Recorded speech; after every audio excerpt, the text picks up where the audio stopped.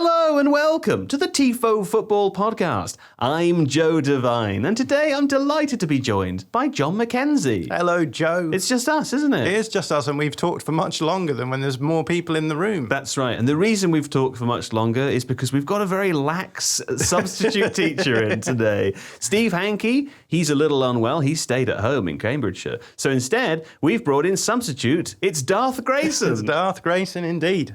I was thinking of a Star Wars quote to respond with, but I can't think of any. No, I'm blanking. What about, and of course, I can't think of any. Blast the shit, something the blast doors. Yeah. Close the blast doors. Close the blast doors. Open the blast doors. You like that one?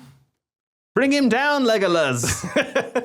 I think that might be from another fantasy series. One, yeah. God, I can't think of any Star Wars quotes. Must be a shit series. I don't want to be remembered as the Star Wars guy. I've just realised. The Star Wars guy who can't remember any Star Wars quotes. Anyway, producer Grayson's here today. It took a lot of effort for me not to call him Steve, but he didn't wind us up, and that's why we talked for so long. Maybe Man United fans, for whom this episode is dedicated, will enjoy the episode. Because what did we discuss today? Well, I looked down at my doc for poor Steve's intro, but he's not here, so he hasn't written it down. So I've got to remember. What would he say? What would he say? He would say, get some alliteration in. Originally, we were going to talk about Arsenal and Chelsea in this, and I wrote a spiritually inspired Steve line. Oh, nice. I wrote Arsenal 1-0 Chelsea in the second leg semi-final of the Carabao Cup, because he always says all the details of the match unnecessarily. Spiritually, writes Steve, a tremendous victory. Arsenal thundered home en route to deserved silverware.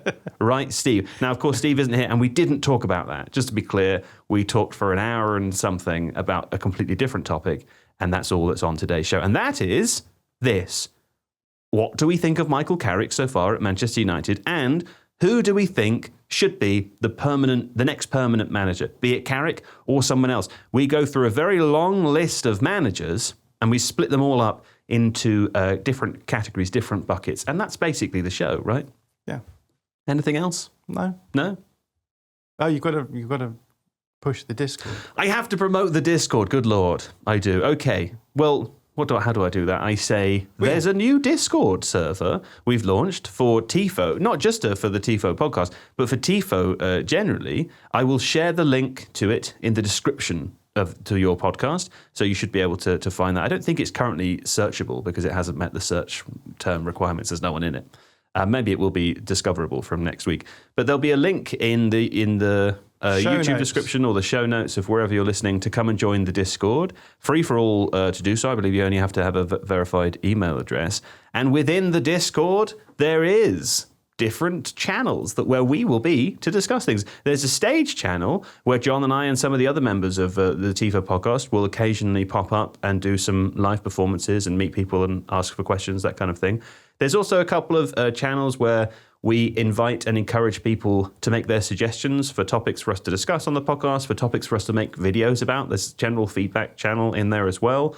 I have unleashed Jon with admin responsibilities, though. So if you don't want to get banned, don't say, I love the idea of having social media that's completely controllable by me. I can just ban whoever I want and assign roles to anybody I want to. But please join us in the Discord.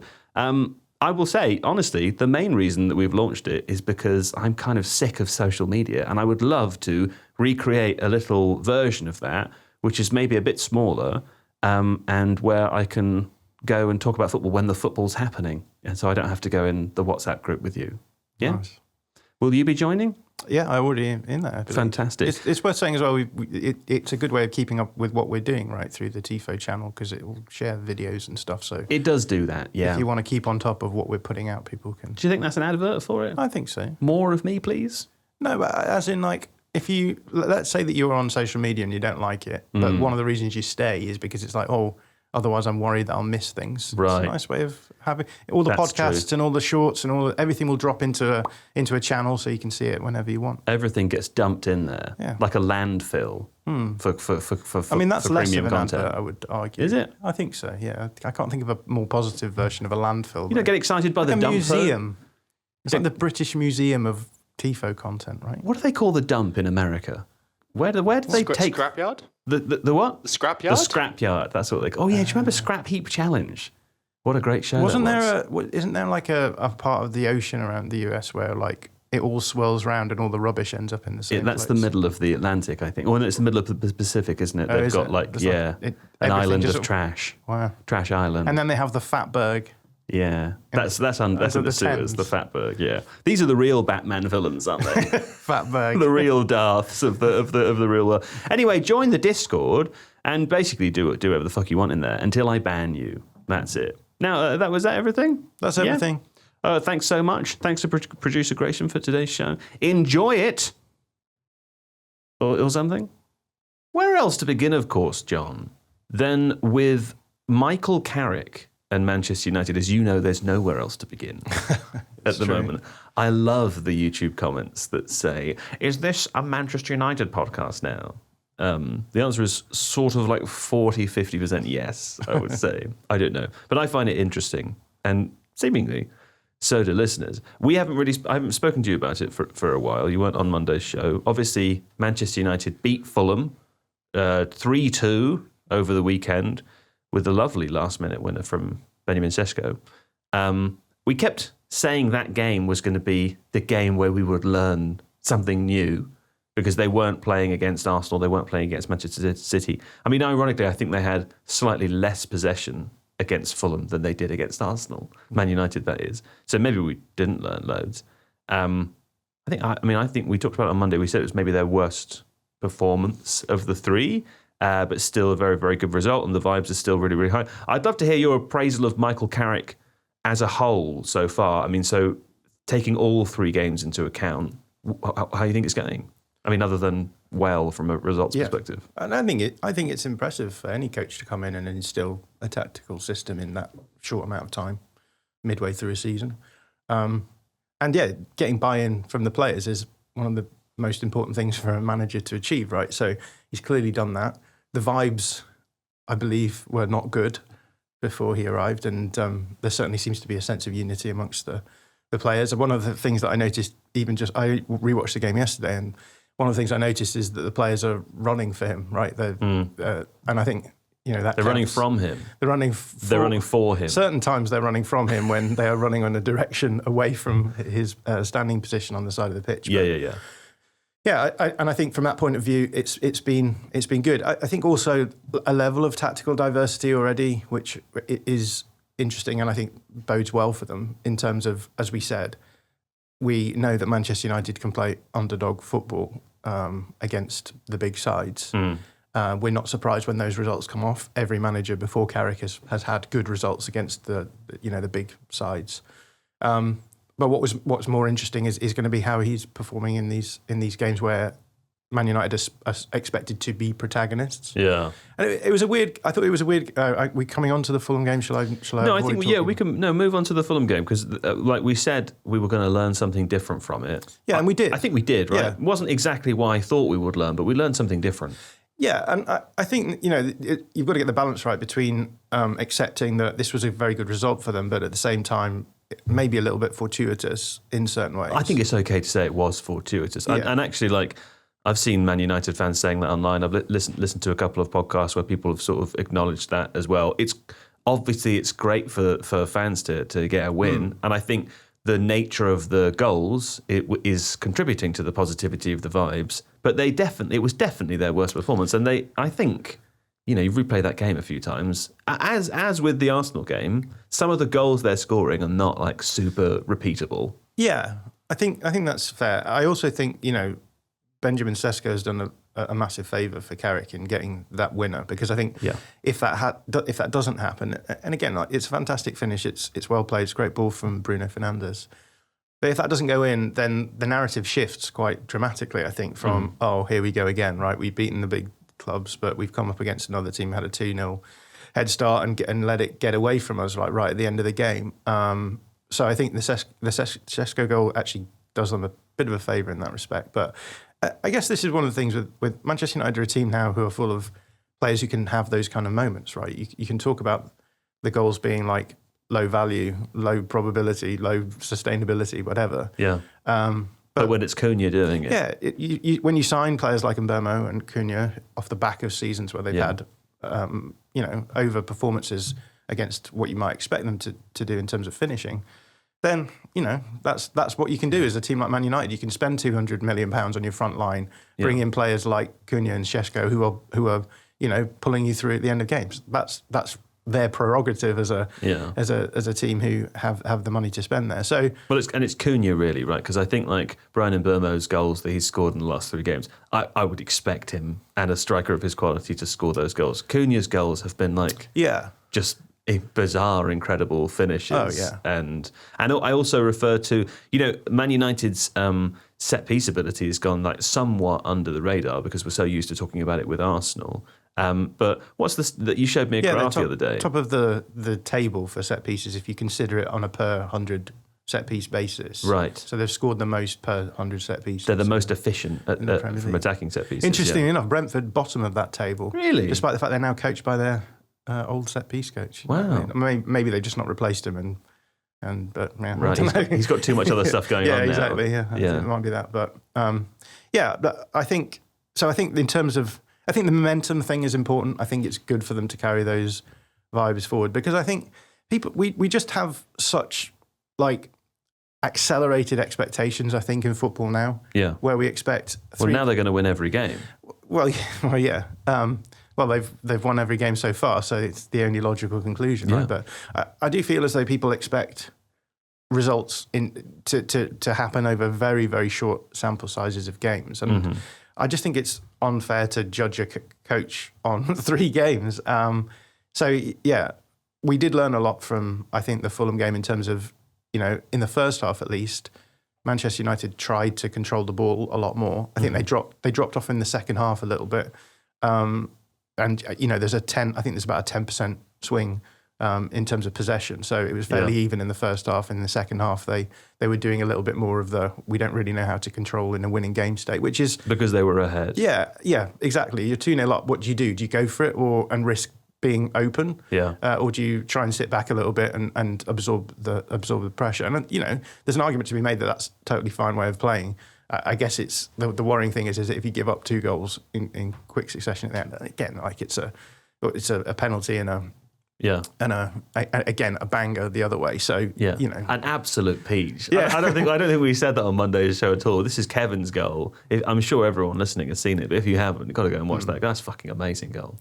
Yeah, and I guess the way modern football is going is that there are more and more players at every level of the Premier League now who can do that. So you're never safe on a one goal lead, and that's what makes the game, I think. So I mean, it makes it chaotic and maybe hard to read from an analysis point of view, and we'll get on to talk about that a bit later, I think. But I think the reality is now that it's very hard to control games.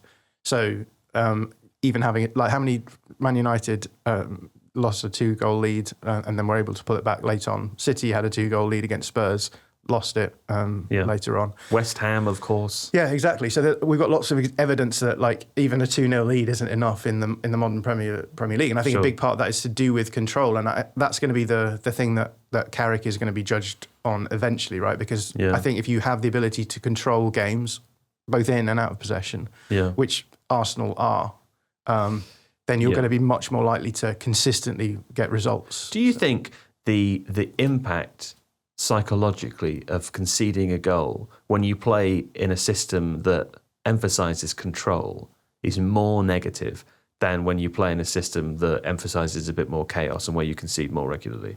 Yeah, I think... Because I feel like you see it pretty regularly as a team that goes from having a clean sheet to conceding 1 goal when their whole game plan is to try not to do that at all, or to try to maintain the ball. So I feel as though those teams are more prone to like have a bit of a wibble wobble. Yeah, I think so. It's the thing that we've been talking about with Arsenal for the last few seasons, right? Which is the Arsenal plan under Arteta is to reduce the amount of goals in games, which means that goals are of a premium and they have much more of an impact if one of them goes in, right? So if Arsenal concede a goal and now teams can sit back against them, it can be very hard for them to break teams down that way. So and I guess that the reality is that if you're in the Premier League and you have players like Kevin or Cunha who can score these like low value chances with a relative level of like success, then it does sort of question the wisdom of that kind of approach. Is Kevin Brazilian as well?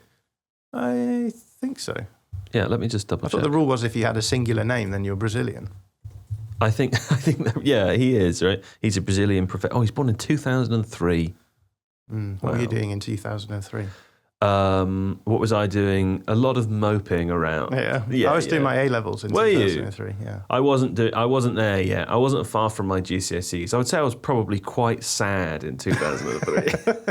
But little did you know that I'd be sad later in life as well. Yeah, but then Kevin would mature as a player and give you that one moment of enjoyment. Hey Grayson, what were you doing in 2003?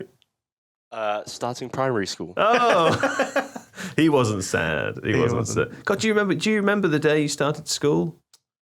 No. I have one memory of it, but I think it's one of those memories of memories of a photo memories rather than a real one. Because everyone does that, don't they? They have here's my child about to go to school. Well, actually, I have a real memory, which I think is a deep shame memory of primary school. This is probably the only one I have, and it's weird. The only memory or the only deep shame memory? No, it's definitely not the only deep shame memory. It's the only memory I have of primary school, I think. It goes like this, and maybe you can read into my character. I don't know if you can. I don't know if it's possible to say this is what a 5 or 6 year old child did. Therefore, the adult is the same. But you tell me what it. In many respects, we are nothing but the aggregation of the things we did in the past, right? So what I did was I took a pencil, and then I sharpened the other end of the pencil, and then I handed it into the teacher because it was dangerous. As though I found a dangerous pencil and I was handing it in. Do you know what I mean? That is weird. It's weird that I've remembered that as well for so long. It's also interesting that you feel shame about it, despite the fact that, well, it's lying. It's sort of conceited. Yeah, but it wasn't like you were shamed. No, you shamed yourself. No one shamed me. Yeah. I may be retroactive, but I'm like, the teacher probably saw me sharpening the other end and then handing it in. But my wife is a teacher. She says kids do all kinds of weird stuff, But I don't know why I've remembered that for so long. That is very interesting. Stuck in the craw. Also, have to remember. If you ever see a pencil that's got a sharpened at the other end, very dangerous. What if you're writing and then your head falls? It could just go straight in your eye. It is very weird for you to create a moment of danger to then save people from. Yeah. Maybe sort of... I'm like a firefighter that is also a pyromaniac. That's what I've grown up to be. Firefighter. Yeah. I'm chief of police, but also of both worlds, the leader of the crime world. You get the danger, but also the heroism. That's right. Actually, it would definitely stand me up as a plagiarist, wouldn't it? It would be like, is it a plagiarist? What is it if you're a journalist that you create the story and then you... Yeah, I don't think that's plagiarism. But I do think it's manifestation. It's dubious journalistic practice. That's right. Sure, yeah. I whispered in Kevin's ear, "Score the goal. Take the shot from long distance, Kevin. I was sad when you were born." Now, let's play a quick game, okay? I'm going to read to you some of Man United's upcoming fixtures, and you're going to tell me how many points they should win from these fixtures. Okay? Here we go. Of course, you know that on Saturday, this coming weekend, they play Tottenham. They're at home. Then they're away to Spurs. No, they're the same team. They've got a lot of games against Spurs coming up. Then they're away to West Ham on Tuesday. I think it's their only sort of midweek game, because they're out with everything else. Yeah. Then they're at home to Everton. Then they're at home to Crystal Palace. Hang on, they're away to Everton. I've butchered this so badly. Can we just do it and then I say... No. One more time. Oh, yeah, okay. That makes more sense. Yeah, okay. At home to Tottenham. I think they'll win that game. So 3 points. Just say a number. I only want the number of points they're getting. Okay? I don't want me to add them up as I go? No. Grayson's going to do that. Okay. Don't worry, Grayson. I've got it in my head, but if you could back me up. He went to primary school, we know that, so he should have basic maths. He went to primary school in Spain. Okay, here we go. Man United, Tottenham. 3. Away at West Ham. Yeah, I think they'll go goals down, but then they'll pull it back. Yeah. So and my lunch will be ever more perilously slipping. 6 points. 6 points there. Okay, Grayson, he's doing the maths for you. You're lucky. Away at Everton. 7. You think that's a draw? Yeah. Interesting. Okay. At home, can't win all of them, can they? At home to Crypal. Oh yeah, win. 10. Okay, so now we're talking 10. Let's just keep going. I'm going to keep going to the end of the season, and then that's going to be how many points they finish on. Okay, there's not that many games. Away to Newcastle. 11. At home to Villa. If only Villa had Kevin, they'd love it. It's hard to what do you go with? I think Villa have gone on the wibbly wobblies now, haven't they? They have a bit. I mean, there's plenty of time in the future. At home to Villa. I'm going to say Villa win that game. Okay, so they're staying on 11. Yeah. Okay. Away to Bournemouth. Oh, that's a losable fixture, isn't it? It's losable. Definitely. Is it lost? I think that Bournemouth go 2-0 up and then they end up drawing 2-2, so 12. 12 points, okay. At home to Leeds United. It's got victory written all over it. Don't say that. Yeah, I mean, it literally does. Yeah, okay. 15. Okay. Away to Chelsea. Ooh. I think that's a winner. Yeah. Although I'm very excited to see how Liam Rosenior approaches the game. Yeah, okay, fine. 18? 18. Okay. At home to Brentford. I'm going to go 19. 9. Oh, okay. It's interesting to note where we're slipping points here, isn't it? Okay. Man United are at home to Liverpool on the 2nd of May. Oof. That's a lovely May fixture, you got to say. Surely they're going to win that. 22? Yeah. What were we on, 19? Yeah, okay, 22. Away to Sunderland. That's a tough one, but they'll win. So 25. Home to Forest. In a relegation battle. Ooh. Well, how close are we to the end of the season? This is the penultimate game. Okay. So maybe there's a bit more for them to play for, Forest. Yeah. Let's say that Man United probably already have Champions League by this point. Maybe. I'll go for a draw there. That's 26 points, and then away to Brighton on the final day of the season. Yeah, I mean, they'll just win that. They'll just win. So you are predicting that they get 29 additional points on top of what they already have, which would mean that they would finish on 70 points. That's a lot. That doesn't feel right. That feels too many. That feels too many, doesn't it? It does. So 71 was enough for third place last season. 69 is what Chelsea got. They finished fourth. Yeah. Arsenal had 74 last season. So I think saying that they're going to finish roughly fourth place is not. But what Liverpool got 83 points last season, right? They got 84. 84, which is about what Arsenal are on track for at the moment. So yeah. And it's worth saying as well, like 70 points would have been enough for fourth place in 23-24. Yeah. Aston Villa got 68 to finish there. And it's also worth saying that they are playing the Premier League on easy mode in the sense that they've not got any other fixtures around this. And they're... You love saying that. Where's that come from? Because in my own head. You know how people sort of, they adopt a new mannerism or phrase. Saying that I'm very repetitive. And then they start saying it a lot and then eventually it kind of phases out. Easy mode for you. Yeah. Playing the Premier League on easy mode. Yeah. That came in, I would say, around December. And it's sort of been... Now, I quite like it. I quite like it. It's a nice way of... What do you think? What does it mean? It means they don't have any other fixtures. Yeah, so you can go for the games a little bit more, right, with the knowledge that you're going to have probably an extra recovery period over most other teams. I mean, even the teams that aren't in the Big Six are going to have FA Cup fixtures still, or some. I mean, the Carabao Cup's nearly done and dusted, but like there is still other additional fixtures. So yeah, I think that they're in a really nice position where they can play. They can play a form of football that is as energetic as they want, feasibly, right? Yeah. Without really having to worry about, overloading or hitting the red zone too much or recovering. Watching Ahmad when he's had a full week rest every week. Yeah, they're pretty fun. They are sharp, and credit to Amrim. He took a squad from Eric Ten Hag. He got them knocked out of every other competition. Yeah, that too. But I mean, credit to him in terms of like last season. It felt as though when he took this squad over, they were wildly underprepared from a physical point of view.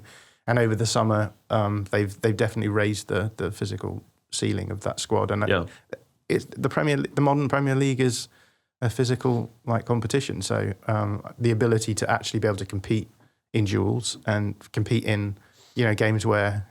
Okay, the overall distances haven't increased by much, but the VO2 max that they all talk about, these sprints where these sort of high intensity sprints that have gone right up in terms of a number, that's where games are won and lost. Right.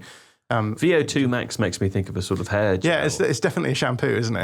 I think VO5 is a some kind of. That's what you have to wear if you're going to run at that intensity. To keep your hair in exactly aerodynamic positioning. Okay, quick question. If they finish with 70 points, as you predict, that's what you've said they'll do, should Michael Carrick get the job? I mean, I guess and we're going to come to the and if not. Yeah. But by that point, we'll have a much better sense of like what's going on. I mean, I think I've been pretty positive in my assessment of their points getting. I would say so. There's definitely a world where maybe we see games like the Fulham game result in draws or losses. Or if one of their 2 or 3 central midfielders gets injured. Yeah. And look, if a couple of those wins turn into losses, that's 6 points dropped, and we're talking like immediately 64 points. Sure. Which is, that's touch and go top 5 points total, I would say. So it will depend on how well the results match my admittedly positive assessment. But I think at that point as well, that they'll have a much better sense of like what are the weak parts of Carrick's approach. Mm-hmm. And then I guess that you have to raise the question, like, how much of this is to do with the squad that he's got. Yeah. And in the negative sense, you have to, ask those questions. Sorry, in the positive sense, you have to ask those questions. In the negative sense, you have to ask, well, we're getting Champions League football, so that's already 8 league fixtures added in the league stage of the Champions League. You're probably going to get through that. It seems like the Premier League sides are comfortably competing in the Champions League, so you're adding at least another 2 fixtures after that. So you're talking 10 fixtures more than they've had this season. So that would be the difference between 40 that they've had this season and 50 next season. You'd expect them to probably go deeper in the cups as well. So you're already thinking it could be 15. It could easily be 15, 20 extra games. So then the question has to be, what. And this is a question for their analysts to answer, but like, what impact do we think that rising of the number of games is going to have? And then I suppose if you know what the weak spots are, you have to sort of decide whether or not having those extra games is going to play into their favour or not. So there's plenty of things to be considered. But I don't know. I think maybe it's not the worst thing in the world for them to have a coach like Carrick for a little bit. It's easy to sort of squeeze together Carrick and Solskjaer. And I know the Man United fan base is generally quite positive about Solskjaer, because I think that was one of the few periods where they felt as though, they could support their team and it wasn't embarrassing. I always felt that there was a ceiling, a very clear ceiling to what Solskjaer could achieve. And I think he hit that. I think he pretty much hit, had everything go as well as it could go for him, relatively speaking. Yeah. But I think that Carrick is arguably different. I think that, he is a modern coach. There's things that he's doing that are clear indicators that, he has an understanding of what the modern game is about. Yeah. We didn't really talk about the out of possession against Fulham, actually, which I thought was the area where I was kind of like, okay, this is, you can see that there's issues here. I thought Fulham were able to play through their high press in particular quite easily. And I think had they not stacked it in some key moments, they probably would have generated more good chances. And the high press was something that worked quite well against City and Arsenal. Maybe it's something that Marco Silva, noticed watching those games, thought, here's how we can exploit it. Yeah, I think so. I think the other thing as well is that teams like Fulham are used to, a lot of opponents coming and pressing aggressively against them, whereas teams like City and Arsenal, I guess, and particularly the City game, right? Because the City game was the good performance, I think. Like Man United genuinely created more chances than their opponent, and comfortably won that game. I think the Arsenal game was a really good performance, but I still think that you're probably not going to win that more often than not. So, and maybe you shouldn't be expected to. Sure, they're the league leaders. Exactly. It's not a criticism of the way they played. No. But to see the same thing again against Fulham is slightly more concerning. Yeah, to see this. I think the out of possession, and maybe it's just the out of possession structurally approach was wrong, which I think it probably was. And the reasons for that are boring, so I won't go into them. But I also think like the expectations for someone like that to come in, and what they're trying to do is we talked about this yesterday, introduce a concept of hybrid pressing, right? Mm-hmm. Hybrid pressing is hard because what you're doing is you start out with a sort of structure which is not rigid, but like is designed to mean that you have good coverage of the space. But, so a 4-4-2, for example. Yeah. Maybe. So they're using like a 4-4-2 basic idea. It sort of looked a bit diamondy at times, but and the idea generally with a 4-4-2 diamond press is that with your midfield three, so you have like a midfield three and then a defensive mid, so Casemiro behind, and the idea generally is that you're probably going to be up against 4 players. You're going to have 2 central midfielders and then the fullbacks maybe pushing up. So you've got 3 players up against them, and you mitigate that by shifting your 3 across, right? Yeah. So if the ball's on one side, you jump onto that fullback and you leave the other fullback free. And the idea is... So it's not completely man-to-man. Yeah. But the idea behind that is that you are effectively man-to-man in the right areas, right? Mm-hmm. So you're not going to be man-to-man across the pitch. You're going to be man-to-man on the right when it's on the right, on the left when it's on the left, with the idea being that if the shift does happen, you should be able to get across and mitigate it, or stop the shift from happening at all. And the problem, I think, with Man United was there was too much confusion about whose responsibility was what, so that Fulham could create free players and play through them. Mm-hmm. That's a tough press to sort of pull off in a very short space of time. So I sort of feel a level of sympathy with that. Again, this is something we're going to learn through the year. If Man United are still doing this 2 months' time, then you say, well, there is something that you can be critical of here.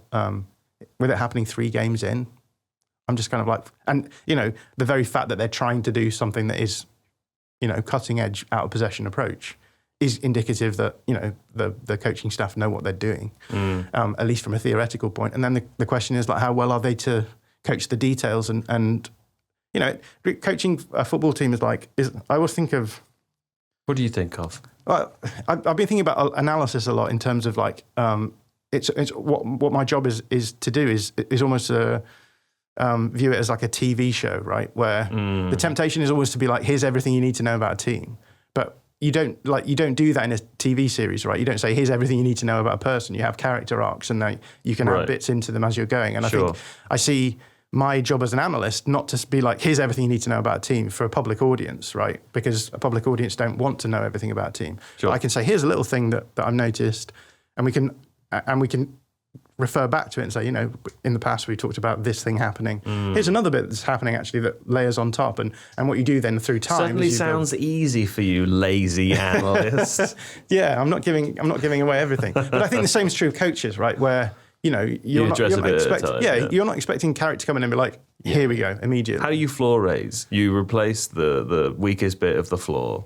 Yeah. And then you keep raising the floor in your house until you can't. But you've got to think about the ceiling as well, because if you raise the floor without thinking about the ceiling. Don't move the ceiling, just raise the floor. How far do you reckon you could raise the floor in your house? Not very far before at all. It started becoming an issue for you. Not very far. Do you know, in my house, I don't have any blinds or curtains, It's very modern. Well, in a way it is. It's just because I live up high now, I've decided that I'm a cool guy. You must have blinds in your bedroom. No. What, so it's just light when it's light?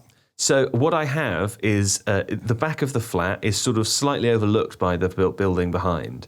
So we've got. So you're using the building behind as a curtain. Is that we've what you're got saying? Frosted windows up to near the top, and then the top strip with the bit you open and close, that's not frosted. So when I wake up in bed, I look out and I see lovely trees, but I can't see anything else, And then out the front, I've got this expansive view where no one can, I don't think anyone can really see into the flat. Anyway, usually people can't see into the flat. So of a morning, I'll have a shower, and then I'll be kind of nude around the house, as is my wont, John. No blinds, but there's no need to worry. We do have to make you dress before the podcast. I have to dress before I come to work, yeah. But anyway, I've noticed in the last week or so that there are some men who are fixing the roof of a house just down the way. Just down the way. And normally you would think that house is quite far away. But I can see the men. I can't see the whites of their eyes, but I can see the men. I don't think the men have seen me, but I am starting to think, what is my responsibility here? Legally?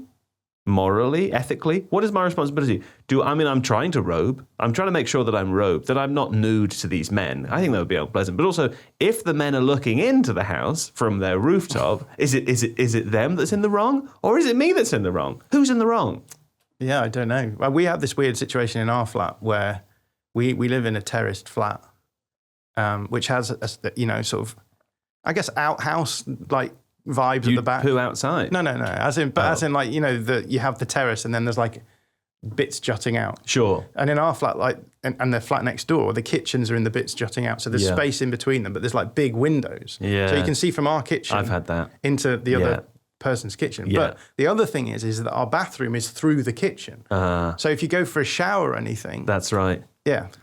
And then you run the gauntlet. You rush back. You run the gauntlet, yeah. And do you not have curtains there? We don't have curtains. They do. They have curtains, and they often close it. But we live right next to a big teaching hospital where there's lots of students, so students live in that flat. I think it's your responsibility. Yeah, it absolutely is. But like, okay, in your situation, it's on you. In my situation, it's on the other man. yeah. I think we've determined here is that I'm morally wrong and you're... Grayson, just to confirm, what do you think? This is all wrong. It's all wrong. Grayson never takes his clothes off any time.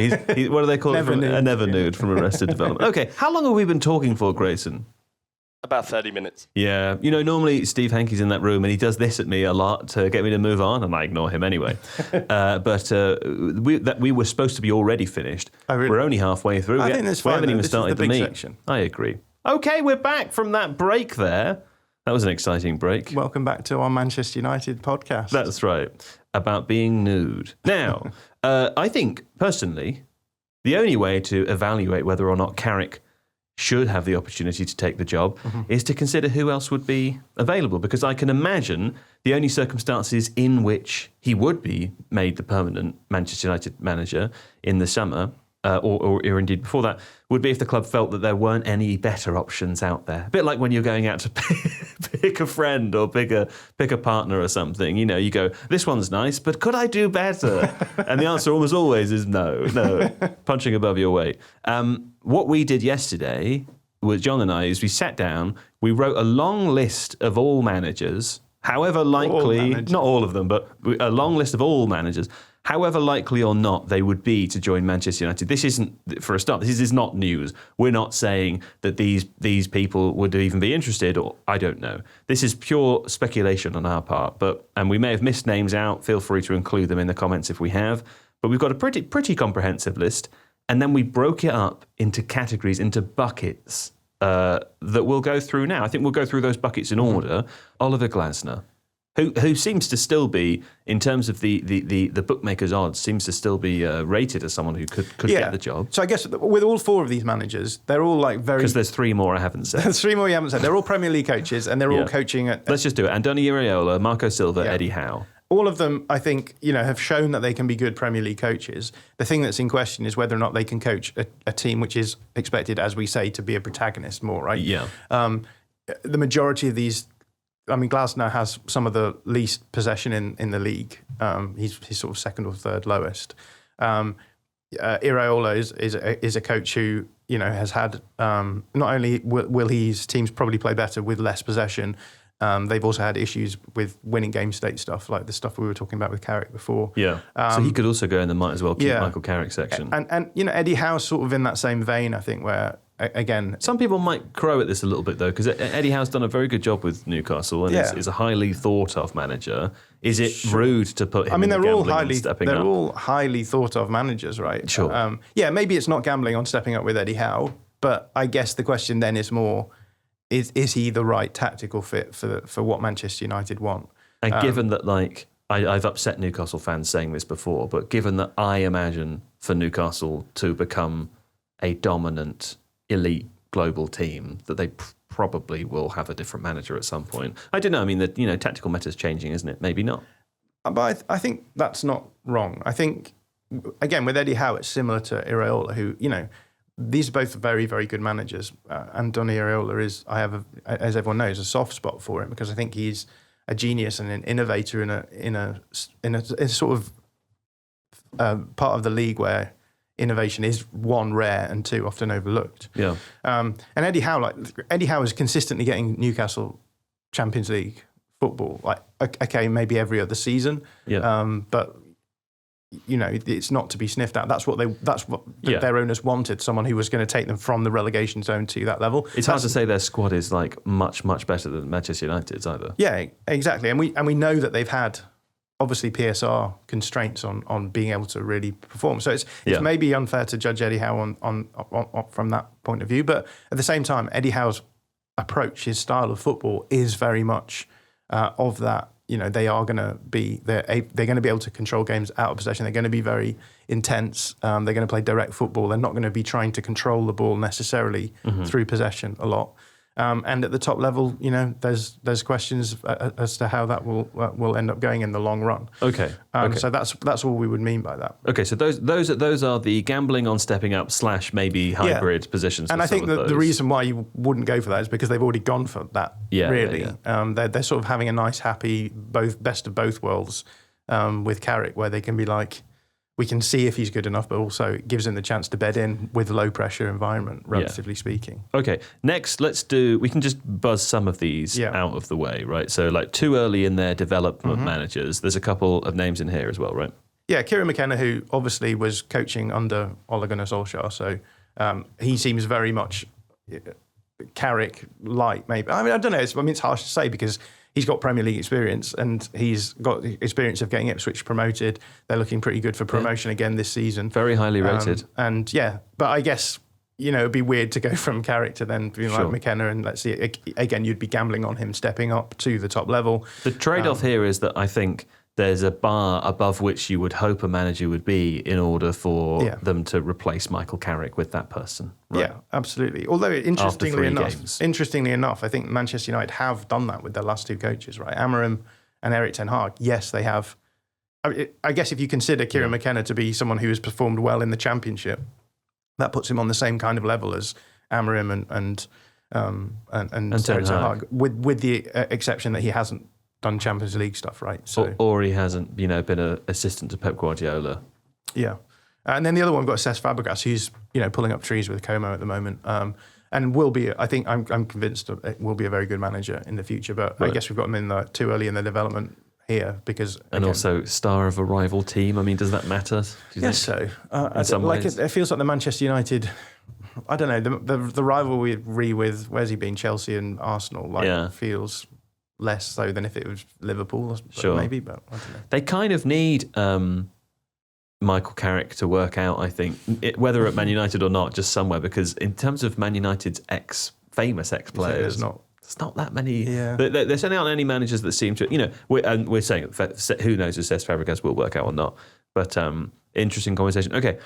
Can't hire a back three manager is a category here that a few people could fit into. Some might ask, why is Oliver Glasner not here? Well, because he's played without a back three before, and I think it seems to be more of a specific Palace approach.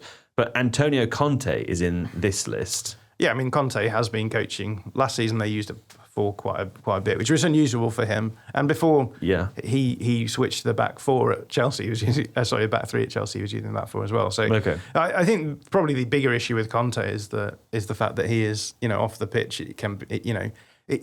What you get with Conte is very quick performance improvements, but then after that, very quick decline from him. So I just think any Man United fans watching what happened at Spurs would just think this isn't right. It's sort of happening again at Napoli Is now. It? So I don't know. If they wanted, I think if you're in a league where you have a talent development, a talent advantage against everyone else in your squad, it's worth just going for it and being like, this guy will probably get us very quick results in the first season. If you don't, if you're in a league like the Premier League, you're probably not going to compete at the top, and then you're just like, well, all we're doing is wasting a year achieving not a lot. So that would be that brings me to the next category. Already said no / would want too much control and maybe not worth the trade-off IMO. Some crossover here as well. Thomas Tuchel. Yeah. He's obviously England manager at the moment. Who knows what's going to happen with them? But he's a name that's been talked about previously. Yeah, I guess he's sort of Antonio Conte light in terms of he clearly has fallings out with clubs that he's at. From a tactical point of view, it's sort of interesting because, and I think the same is true, we'll talk about Julian Nagelsmann later, but both of these coaches sort of disappeared from the domestic game at a point in time when the old meta was still at large. And waiting in the wings for their return. And I think, someone like Julian Nagelsmann, I think, is someone who is quite suited to the modern meta. Because don't say anything more about Julian Nagelsmann. We're coming to him. But with Thomas Tuchel, what I was going to say is that what you get from German coaches often is a melding together of the positional play style that, the more sort of Spanish control through possession, and that melded together with a more German focus on transition football. And so obviously when you get Pep Guardiola going to Bayern Munich in 2013, he starts influencing a lot of those younger coaches coming through. Coaches like Tuchel. I mean, Tuchel was there at the time, and then Nagelsmann coming through. And I think what you get with them is an ability to sort of bring both of those approaches together, which I think makes them potentially quite useful in the modern meta. But which is why Tuchel's in the already said no previously category. Yeah, just because maybe. Although I would say Tuchel probably on the spectrum between Pep Guardiola and like sort of high German transition football. Yeah. I think Tuchel is much closer towards the control through possession side of things than maybe Nagelsmann is. Well, my thing also, just on the notion of control, I included / would want too much control because I also feel as though Man United have sort of finally moved towards a position where they have a sporting director in place. They have this notion or idea that they may be able to bring in head coach as opposed to a manager. And I think, there's a bit of a theme of it, isn't there? Or there has been in the last couple of years, looking around Europe, but often teams where the manager has been very successful and has come to take more control and have more power and gravitas within the team. It's not always necessarily the right thing. I mean, it's an argument either way, but I think you earn your ability to do that, right? And so it could happen with Carrick. Let's say Carrick is successful at Man United. There probably will come a point at which they seem less like a sporting director model because he will have much more say in what's going on. Yeah. It's what's happening at Arsenal. It's what's happens at Liverpool. It happens at Man City as well. Right? It was clearly an issue for Man United with Amorim towards the very end. I'm not saying it was an operational issue before that, but it clearly, reading all the inside reads from the Athletic, it was clearly something that was looked at differently, let's say, from both parties. Yeah, I think at this point in time, Manchester United probably need a sporting director model to just...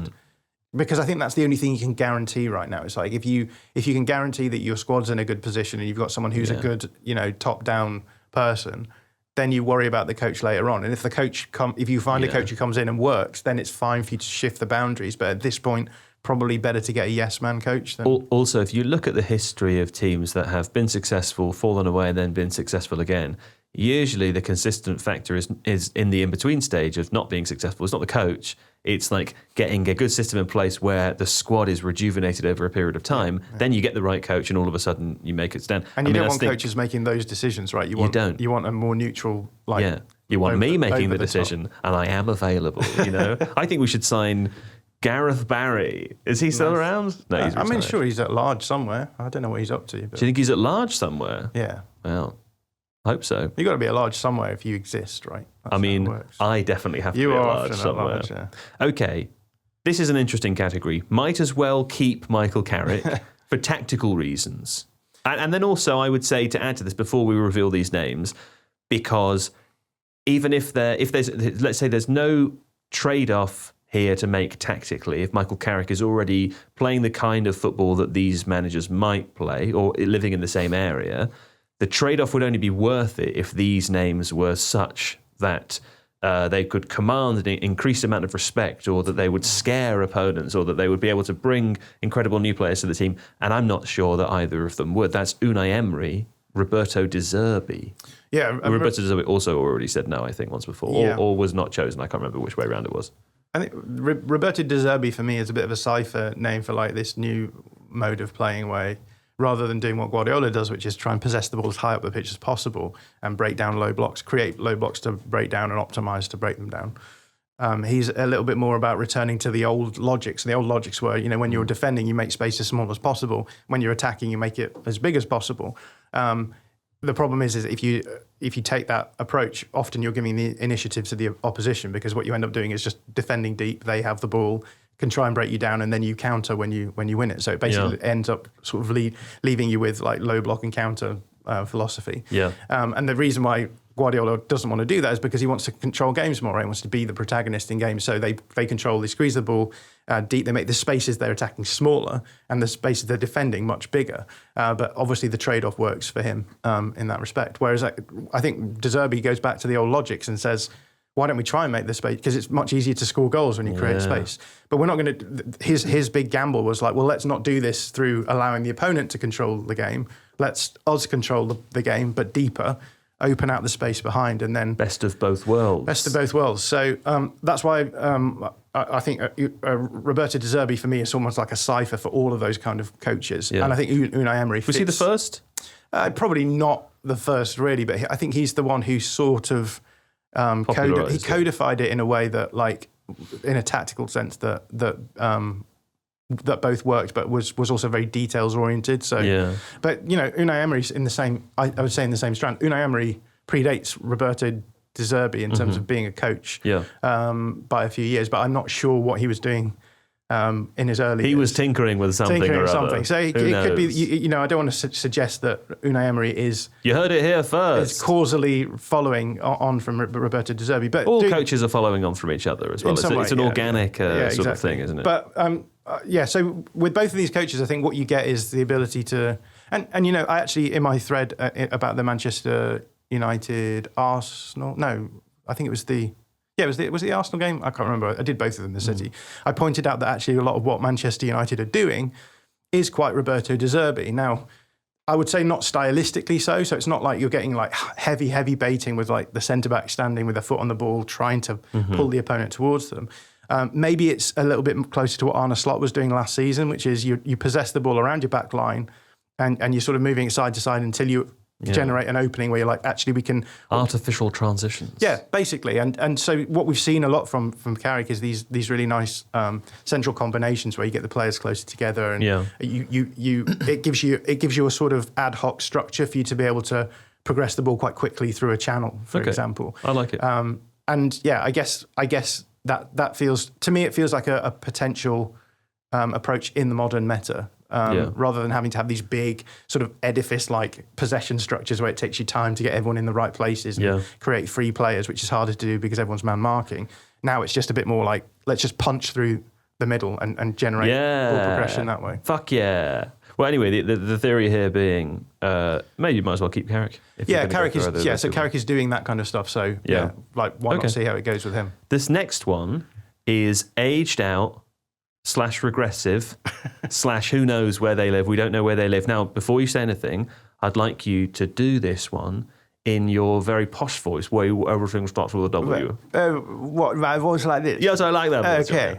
Now, the two names that we have Can I get some water? Would you like some water before we begin? You get some water, and I'll tell the listeners that the two names we have in aged out, regressive, who knows where they live, is Maurizio Pochettino. That went a bit Australian. Maurizio, I know him really well. Do you know him well from the past? I know. From your days in fox hunting or something? Yes. On the barrios of Argentina, actually. I met him in my time over there. What about Diego Simeone? Yes, Diego, nice chap. No, don't lose confidence. Keep going. Do the whole segment. I've completely lost confidence, Joe. Have you? Yes, I've lost confidence in this voice. That's very uncharacteristic of a man with that voice. Yes, I know. I should. This is not my voice. This is a sham. Would you like to do it as Sean Dyche instead?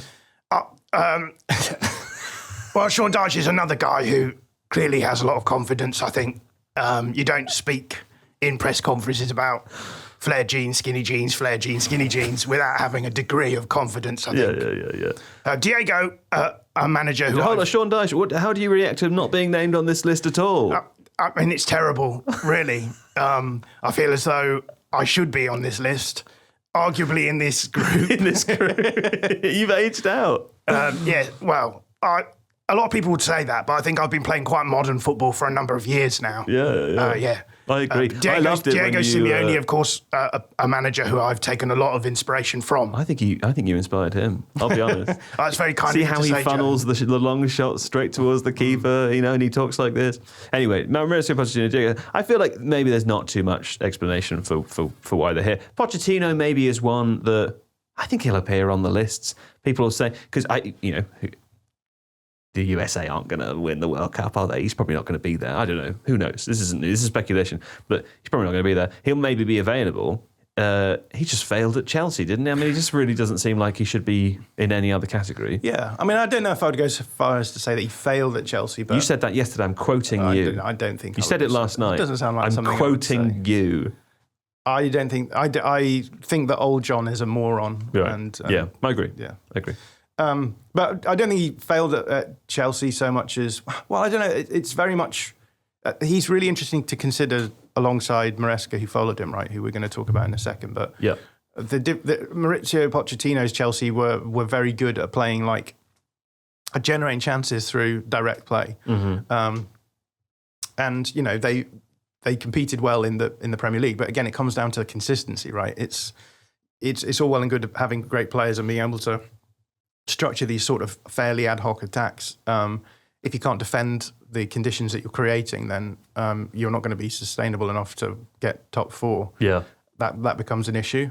That said, you know, if the league is moving in that direction, perhaps, but okay. I don't know. Whereas you're not excited about it, are you?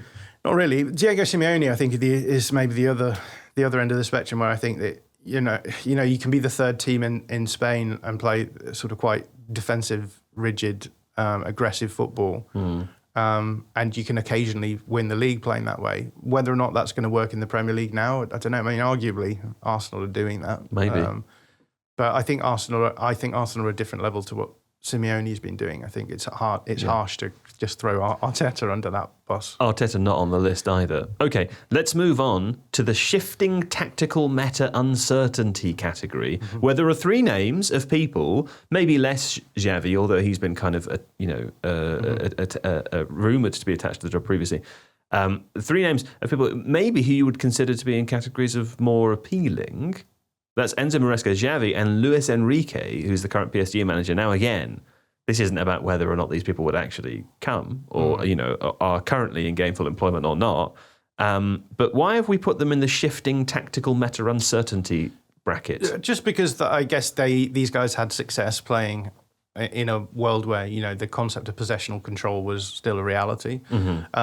I think maybe it's unfair to include Luis Enrique from a certain perspective, because I think Luis Enrique was Grayson's choice, producer Grayson's choice. Really? By the way. Yeah. What do you say to that? Well, I mean, I think if they could get him, they should obviously get him, because I think he would be good. But I think that, you know, Are you saying he should be moved into the no questions asked category? I mean, arguably, yeah. I think producer Grayson's been so influential in your opinion. He has influenced all of my tactical ideas. But what you get from Luis Enrique, I think, is, yes, he obviously takes over from Pep at Barcelona and plays that kind of football. But last season, what we saw was, I think, him responding to a lot of the problems that the modern tactical landscape, which is, you know, teams are now being much more aggressive, jumping into man-to-man phases much more, which means it's harder to do positional stuff, because positional stuff is all based around this idea of creating free players. And if you go man-to-man across the pitch and get it right, then there are no free players to find. But Luis Enrique has responded to that by playing what we saw at PSG last season, a very highly rotational form of positional football, where the players are switching positions all the time in a bid to create separation from opponents in order to create free players. And I mean, we get that a bit with De Zerbi as well, with this idea that, you know, a player doesn't have to be free in order to, like, you can have a player under pressure who can function almost as a free player if you time things correctly. But we get that a lot with Luis Enrique at PSG. So I do feel as though he's almost taking the old meta and making it applicable to the modern landscape. Okay. So maybe he could be in a different category. What about Xavi and Enzo Maresca? Xavi, I think, is very sort of rigid, older tactical approach. And, you know, my impression of him when he was at Barcelona was that he was sort of coaching a team and getting quite frustrated that the players in it weren't him. So that, you know, and I think it's an interesting concept, right? If you are an elite player like him.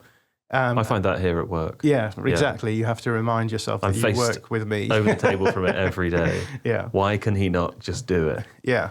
And he's not been coaching for a couple of seasons now as well, so I don't know what's going on there. Maybe Enzo Maresca, again, feels like a very kind of like Pep acolyte option.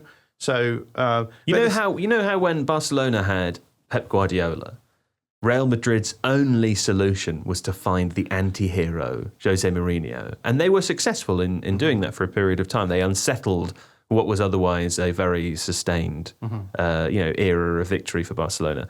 I feel if you're Manchester United and Pep Guardiola is the hero of Man City and this emblem of a particular style of football, your only route as the now noisy neighbour is to find the anti-hero that sits opposite him, that believes the opposite of everything he believes, that comes to stick a thorn in the side and maybe take the crown. Yeah, I mean, I guess the reason why that analogy falls down is because it's like because I've said it and it's stupid. No, I don't think it's stupid. I think maybe 5 years ago, right? That's true. I think now, and not only the fact that Guardiola himself has sort of shifted from the limelight a little bit. He's an ailing king, isn't he, John? He doesn't have all the power of his forces at his side once more. True. He's returned from warmongering and he defines his lands a little wanting. He's entered a period of decadence, yeah. Mm-hmm. Well, with Maresca, I guess the big question with him at Chelsea was always... There it is. Is he trying to shift Chelsea towards a play style that is increasingly tenuous?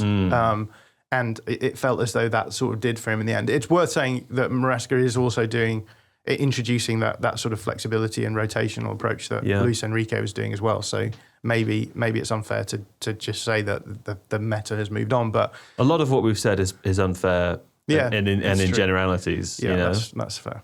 Okay, now there's only 2 categories left. The first one is the no questions asked category.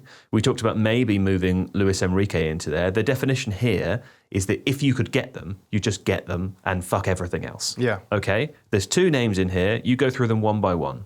I mean, we've already mentioned Julian Nagelsmann, so go with him first. And as I said, he comes from that school of German football where you've got the sort of more direct transitional approach. Is happy to use minimum width rather than maximum width, so playing with his wide players narrower, overloading in the centre in order to, like we were saying before, punch through the centre of teams at certain times. But he still, I would say, influenced by the Guardiola tradition, so it's still positional ideas being used in there, the capacity to play certain games. So in one season at Bayern, he played very sort of what we would expect from a Guardiola side, so with maximum width, with wingers, isolated against fullbacks, but also the ability to play this more sort of direct football through the centre as well. So I think that sort of tactical diversity is where the game is going. Yeah. The ability to change the way that you're playing depending on your opponents is really useful. So I think, Julian Nagelsmann is still young. I think he's probably younger than me. Let's find out. How old are you? I'm 40. I think he might be 38. He's 38. Yeah. Good Lord. So again, that's so upsetting, isn't it? Yeah. Yeah. Are you upset by that? Deeply upsetting. No, I'm pleased for him. I think. I'm pleased for him as well, but I'm also upset. I mean, I'm upset at the relentless passage of time, but that's a daily occurrence when you get to 40, right? Just keeps happening, doesn't it? You're reminded on a daily basis. What reminded you today? Apart from Julian I'll get out of bed and I have to stretch my back at the moment because otherwise I can't stand up straight. So I have to do 5 minutes of yoga to be able to walk down the stairs. So, are you in the bit of life like I'm in the bit of life where I look at Grayson, for example, and I think... It's disgusting, isn't it? I think Grayson's the same age as me. That's what I think. Really? I look at him and I think we're the same. He was starting primary school in 2003. We know this. So you 1998? 99. 99. That's after the 98 World Cup, Joe. The last good World Cup. He didn't even see Ronaldo's haircut. Yeah. He didn't know. But anyway, I look at him and I think I'm the same age as him. And then this keeps happening to me. And then I find out that people are 10 years younger than me. And I go, what happened? Yeah, I have to hang around with a lot of people here who are younger than me. Can I ask you an honest question, Grayson? Yes. When you look at me, do you think you're the same age as me? Or do you think that I'm 10 years older than you? Just be honest. In my mind, I'm still 22. Right. But how old am I in your mind? 30? He's being nice. The substitute producer's being nice to the host. What a surprise! Get rid of Hanky. I think that's what... I think Hanky's never coming back. He's gunning for Hanky's job, isn't he? Poor old Hanky. On Monday's show when Hanky kept... you listened to it afterwards, didn't you? He kept getting stuff in the script wrong. The illness had already taken hold. It transpires. Anyway, what were we talking... Oh, yeah, Nagelsmann. I can just see it. I don't know if it'll happen or not. It probably won't. But I do feel like that wouldn't it send sort of earthquakes? What? No. I think you don't send earthquakes. You send shivers, shudders. What am I trying to say? Tremors through the football world. It just feels like the kind of thing that we're like, yeah, there you go. They're going to be back now. Yeah, and, we said it before. Like, the last few appointments Man United have had, despite the fact that they were progressive and, relatively exciting appointments, it was very much the case that they were getting coaches from the Eredivisie and from the Portuguese league. Sure. Whereas this is a guy who, has had success in the Bundesliga and I guess he's been an international coach as well. So Sure. I think he's as high profile as they could hope to get. There's the Christopher Vival, I don't know what his role is at Manchester United, but Yes, I can't recall now either. I believe he was at Red Bull, and has links to Nagelsmann. So there's definitely some indication that it might be possible to pull this one off because they have a connection. They know each other. Yeah. They may not have a connection, I don't know, but Okay. they certainly have a networking connection. Got it. Well, that would be fun. The other name, of course, is Xabi Alonso, who feels a little less likely, but again, just for kind of club-related reasons, and that it's possible Liverpool will be looking for a manager as well in the summer. It's possible other big clubs will be. He certainly will be in demand. Yeah, he's obviously coming off the back of a weird stint at Real Madrid, which I think will maybe put some clubs off. Do you think? I don't know. It's always hard to read the way that clubs will feel about things like this. Because for me, I think there's plenty of mitigating circumstances for this that I would just be like, it was going to be tough to do that job. It doesn't really say much about him. I think there's about 17 mitigating circumstances. Yeah, there's lots. But at the same time, clubs might look at that and say, well, it was, they'll generalise it and say it was his first chance at a big club and he failed essentially. So there might be some of that about it. But got it. I think all three of the big clubs who are potentially looking for managers in the summer, Liverpool, Manchester City, and Man United, should be considering Alonso as one of the better options and just trying to make it happen. Of those two, Xabi Alonso, Julian Nagelsmann, which one do you pick if you can? Ooh. I think Nagelsmann, just because it's more fun. I think both of them would be fun. But yeah, I think Nagelsmann has a bit more mysterious quality to him because he's been out of the domestic game for a little while. So it's almost like he's a Jedi that's gone away to hone his skills in the woods. Yeah, and then he's emerged and you've no idea what you're facing. Yeah, it would be nice to see what that looked like. Darth Mackenzie. I think that Alonso is a fantastic coach and but I don't know, maybe feels a little bit more like he should go to City and feels maybe less Manchester United. What colour lightsaber would you have? Me? Yeah. Because you could only have, I think you could only have green, blue or red and then it was Samuel L. Jackson. I can't remember the name of the character that he's playing. One of them has Mace Windu. Mace Windu, exactly. He has purple, doesn't he? And he's like, I want a purple lightsaber. And they said, sure. Does that mean they have to tweak the law? Is that how it works? I guess so, yeah. Well, I suppose every time you add something new. Sounds like he knows a lot about. He certainly said Mace Windu pretty quickly, didn't he? I'm a fan. He's a fan. What's the lightsaber law? Is there rules about? I think just Samuel L. Jackson put his foot down and George Lucas said yes. He's the only one. Let's assume that you have the weight of Samuel L. Jackson, which obviously was a ridiculous idea. But if you did, what colour would you pick? I don't know. What doesn't make a difference, does it? Still, I think we're all going to read into it once you say. Grayson knows. Are you asking me what my favourite colour is? No, I'm asking you what colour lightsaber you would choose. Right, but what would be the parameters that I would use to determine I think that? you can... Do you remember we played that game which was based on feelings and you just didn't know how to play it at all? We're going to interpret something about your character from the colour of lightsaber that you choose. Right, the thing you should interpret about my character from this is that I don't have a favourite colour, so I'm just like, what? I'll decide what to interpret from your character. It's not about your favourite colour. Yeah, but it is, isn't it? No, it's about what this colour would represent in you. That's not your favourite colour. Okay. What would I want people to think about me? Is that what you're asking? No, how would you be represented by a coloured lightsaber? I think I know the answer. Really? Yeah. What would you say? Grey. Grey. I think you'd have a grey lightsaber. Because I'm boring, is that what you're saying? No, because it's practical. You'd be like, why should it have a colour? And I'll go, for fun. You go, it doesn't need to be fun. What about you, Grayson? What would you choose? Red. Red. Wow, they're the red. bad ones. He's evil. Yeah, I'm evil. He wants to be Darth Grayson. I'd go for orange. Just a little bit of uncertainty there, Oh, he's got an orange lightsaber. What does that mean about him? He's just a little bit risky, a little bit dangerous, but not full bad. Moral ambiguity. Yeah. It would be fun if I'd it have just a half saber. It would have been great if the colour changed based on how evil you were at any time. That way they would have known that Anakin was going bad. If you had a half saber, would it be half lengthways or half? Yeah. What are you talking about? Just as in like one colour, one half. Oh, I see. Yeah, and I think it would have to be split down the middle. So because otherwise, like a stick of rock. Yeah. Now that I can agree with that. Yours would be like Brighton rock. You could cut it in half, and it would say.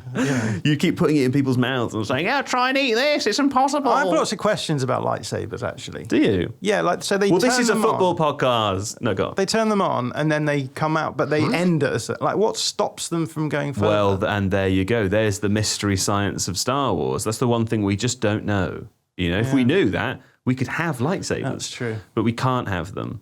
Anyway, okay. You were picking, weren't you? You hadn't. Yeah, picked we'll go yet. with Nagelsmann. You go just with to keep you Nagelsmann. happy. Great. Right. Here's the last category. This is my favourite category. This category is the wild card category, and there are a couple of names in here whom I will make an argument for, and you will judge, as will you, Grayson, as to whether this is a sensible argument. Now, we've also added Zinedine Zidane in here because he didn't. I don't know if he quite fit anywhere else because he sits alongside. I'm making an argument for Carlo Ancelotti, who of course is currently the Brazil manager, and there was some debate before the podcast about whether he had extended his contract or not yet. I don't think he has. The last update that I can find on The Athletic from December, written by Mario Cortacana, is that there was a discussion about him extending it through 2030. I don't know if that's happened yet. I don't think so. But either way, let's just assume in this hypothetical world that Carlo Ancelotti was available. Here's my argument for it. I've kind of already made it, John. It's that if Pep Guardiola is the spiritual lord of Manchester City and all things right and true, then you need to find some kind of antidote to that for Manchester United. They are the Real Madrid of the Premier League. I've decided in this moment they are. And why not just lean into it? Fuck the tacticos, it would be really fun for them to just kind of inexplicably win, and for people all around London to be I can't explain why with maths. That would be fun, wouldn't it? Carlo Ancelotti. Yeah, I mean, I would push back against it being anti-tactical. Sure. I think that there are tactics there, of course, and I guess the question I would have is whether or not those tactics would work at a team like Manchester United, because I guess that they worked at Real Madrid. They worked at Real Madrid, but like the tactics are you have basic structures that are there, but you allow the players a lot of freedom in decision in finding solutions, decision making. That works when you've got players who are really good at decision making, like Bruno Fernandes. He definitely is good at decision making. Is he? Yes. He makes good decisions regularly. So I would push back against that and say no. But I think that it's not. You don't just want players who are good at decision making. You want players who are good at finding solutions. I think Bruno Fernandes is an incredible player for finding solutions to tactical problems, right? Because he has the ability to solve situations that no one else can by playing incredible balls. Yeah. As we've seen, making the decision to play those balls. Yeah, but decision making for me is like when you're faced with a couple of options, you make the better decision. Whereas I think with him, he's much more of a visceral player who just, when the ball arrives, he tries to do the most creative thing, the thing that will produce something. Yeah. And that means, similar in that respect to Kevin De Bruyne, where it's Kevin De Bruyne. If you look at Bruno Fernandes' passing accuracy, it's probably pretty low, but you don't care because you don't care about a player who's creative having a high percentage of pulling their passes. I mean, obviously, if you're trying really hard passes and you're pulling them off with a high percentage, that's a good thing. Yes. But the players who have like 98% pass success are the guys who are playing the safe, sustainable, progressive passes. Yeah. When you're Bruno Fernandes, you just need to be like, can I get the ball to this guy in front of him where he can score? Sure. So yeah, I wouldn't good necessarily decision. I think it's a good decision. Yeah, sure. But I guess what I would say is like, do I think that if you then shear that Manchester United side of all kind of tactical context in terms of like consistent and sustainable progression, are they going to be able to solve that themselves? Do they have the players in deeper areas who are going to be able to do that? I mean, maybe with players like Maguire and get some new ones. But in terms of the midfield options, I don't think so much. Like, and you've got Casemiro there, who when he was at Real Madrid had to have Kroos and Modric around him in order to do that stuff. So that's true. Here's a question though. You can see Carlo Ancelotti as a Man United manager, can't you? There's something about it that feels right, whether or not it would be right. Yeah. And I guess for me, he's obviously like an incredible man manager as a coach as well. And he allows the players the right conditions for them to thrive in. But again, like whenever it's gone well for him, he's had like the elite of the elite able to do that, and that's almost where he gets his upside from, right? Is that if you have the players who are almost unmanageable and coachable, he will, get more out to them than you might expect. Whereas the current squad doesn't necessarily feel like that Man United squad feels to me like a squad that would benefit from someone with maybe a little bit more tactical input in terms of... Maybe he would have made a great Man United manager in 2016. Yeah. Yeah. Okay, here's my other wild card. And by the way, we attached Zinedine Zidane there just because we didn't really know where else to put him, and I don't think it's worth talking about. Yeah. My final wild card is a name that's been mentioned before, of course. It's a name that is laughed out of the houses in other environments. Gareth Southgate. I would die on a hill for Gareth Southgate. I think he's terrific. I think what he did at England is consistently underrated by people who focus more on tactics than they do on anything else. And I think, although it does seem to have improved a lot at Manchester United over the last year or two, and maybe Ruben Amorim and the new ownership or the new executives or whatever deserve some credit for that, it felt like quite a toxic situation there for quite a long time. It doesn't really feel like that right now. But I do think one of the things that Gareth Southgate has with evidence done at England was detoxify the squad and the environment and, bathe everyone in a lovely sort of warm purity and neutrality, and then have some help to try and turn them into a football team. The stage upon which he did that was international football and international tournaments, the World Cup, the Euros, where we know that football is to be played differently. The style they sought to emulate was the style that Didier Deschamps has used with France to some great success. So I think the decision-making around that makes sense to me. It's sound as well. He certainly served his time there, and I think it made sense that he moved on. But I don't like when people laugh at the idea of him being a Manchester United manager as though he has nothing to offer. I think those people almost always overrate the importance of tactics. And the manager that we've said in this podcast that we think they should go for, Julian Nagelsmann, famously said that 70% of management is about social competence. I think Gareth Southgate brings that in spades. Yeah. I mean, there's a few things I'd say here. Again, like when we talk about tactics, often what we're meaning is like top-down, like collective structure, stuff like that. And, tactics is more than that for me. It involves the ability to get the players to do what you want to do. It involves getting the players into a position where, take Jose Mourinho, for example, like an advocate of the tactical periodization school, where the whole idea behind it was we want our players to be able to decide well. Like we talked about decision making before, and so the whole training coaching sort of arc is built around this idea of getting the players in situations where they can make those decisions for themselves rather than having them imposed on the top. Emulating game type situations, sure. So I'd push against that a little bit.